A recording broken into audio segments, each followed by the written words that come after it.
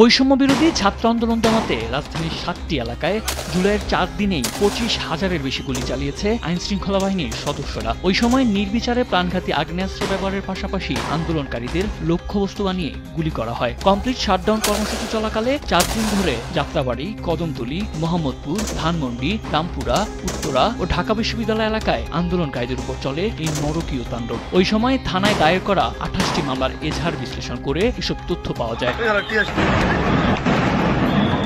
গণমাধ্যমে প্রকাশিত তথ্য বলছে ১৮ থেকে ২১ জুলাই পর্যন্ত এই ৪ দিনে সারা দেশে গুলিতে ১২৮ জন আন্দোলনকারী নিহত হন। এর মধ্যে রাজধানীতেই ৭৭ জন প্রাণ হারান। শুধু ১৯ জুলাই রাজধানীতেই গুলিবিদ্ধ হয়ে মারা যান ৪৪ জন।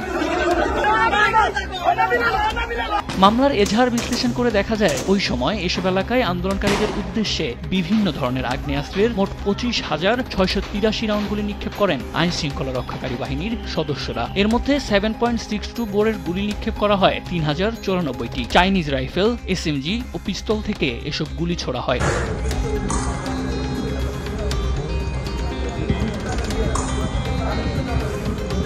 এছাড়া ১১,৮৪৫টি সীসা কার্তুজ, শটগান থেকে ২,২৯৭ রাউন্ড, পিস্তল থেকে ২৬৮ রাউন্ড এবং ৮,০৩৬ রাউন্ড রাবার বুলেট ছোড়া হয়। এর বাইরে আন্দোলনকারীদের ছত্রভঙ্গ করতে ১,০৮৫টি সাউন্ড গ্রেনেড ও ২,৬৬০ কাঁদানি গ্যাস নিক্ষেপ করে পুলিশ। এছাড়া লাইট হ্যান্ড গ্রেনেড ও লিড বল কার্তুজও ছোড়া হয় বিভিন্ন স্থানে।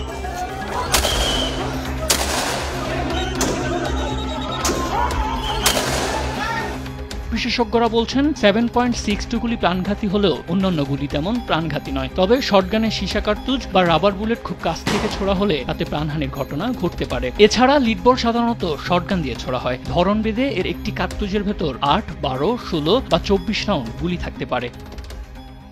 পুলিশের কোনোভাবেই 7.62 মিলিমিটার রাইফেল ব্যবহার করা উচিত না, এবং আমি জানি না বাংলাদেশের পুলিশের মতন এত ভারী অস্ত্রে সজ্জিত পুলিশ পৃথিবীতে আর কোথাও আছে কিনা।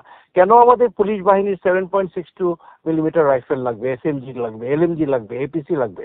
এগুলো সেনাবাহিনীর দরকার, এগুলো বিজেপির দরকার যারা বর্ডারে গার্ড দেয়। পুলিশে থাকবে হালকা, ট্রেজার থাকবে, বুলেট, রাবার বুলেট থাকতে পারে, এবং রাবার বুলেট, শটগান এটাও যদি আপনি কাছে থেকে গুলি করেন অবশ্যই নিহত হওয়ার পসিবিলিটি আছে। আমরা দেখেছি এই আন্দোলনে অনেক ছাত্র তাদের চোখ হারিয়েছে, বিকজ তাদের মুখের দিকে এম করে এই রাবার বুলেট এবং শটগান ফায়ার করা হয়েছে। এটা পায়ে করা উচিত। আমি মনে করি আমাদের পুলিশ বাহিনী এটাকে তৈরি করা হয়েছিল এই জনগণের বিরুদ্ধে যুদ্ধ করার জন্য। এটা খুবই একটা অন্যায় হয়েছে এবং এটা ফলাফলটা আমরা এবার দেখেছি। ইমিডিয়েটলি এই অস্ত্রগুলো তাদের কাছে তুলে ফেলা উচিত।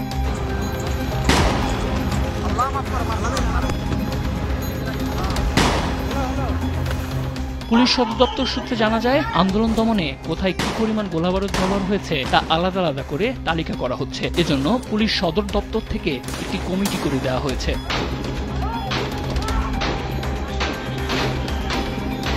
সাধারণত কোনো সংঘাতের ঘটনায় পুলিশ বাদী হয়ে দায়ের করা মামলাগুলোর এজাহারে পুলিশের ভূমিকা, কে কত গুলি বা টিয়ার গ্যাসের শেল নিক্ষেপ করেছে তা উল্লেখ থাকে। ছাত্র জনতার আন্দোলনে গত বছরের ৫ আগস্ট শেখ হাসিনা সরকারের পতনের আগে পুলিশ ছাত্রদের বিরুদ্ধে ওই মামলাগুলো করেছিল। যদিও অন্তর্বর্তী সরকার গঠনের পর আদালতে চূড়ান্ত প্রতিবেদন দিয়ে এসব মামলা নিষ্পত্তি করেছে পুলিশ।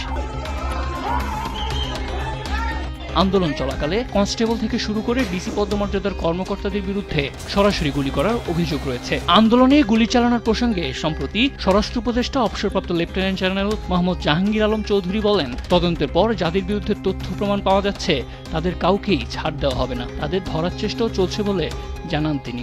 ইনকোয়ারি হওয়ার পরে যদি যেটা হচ্ছে কাউকেই কিন্তু ছাড় দেওয়া হবে না। পুলিশেরও কিন্তু ধরা হচ্ছে, যে ধরা হচ্ছে না এটা আমরা বলেন না, ধরা হচ্ছে, বাট ইনভেস্টিগেশনের পরে ধরা হচ্ছে। সচেতন নাগরিকরা বলছেন, আন্দোলন চলাকালে যারা শিক্ষার্থীদের উপর নির্বিচারে গুলি চালিয়েছে সঠিক তদন্ত করে জড়িতদের চিহ্নিত করতে হবে। ভবিষ্যতে সাধারণ মানুষের বুকে যেন কেউ নির্বিচারে গুলি চালাতে না পারে, সেজন্য ক্ষমতার অপব্যবহারকারীদের বিরুদ্ধে কঠোর ব্যবস্থা নেওয়ার তাগিদ তাদের।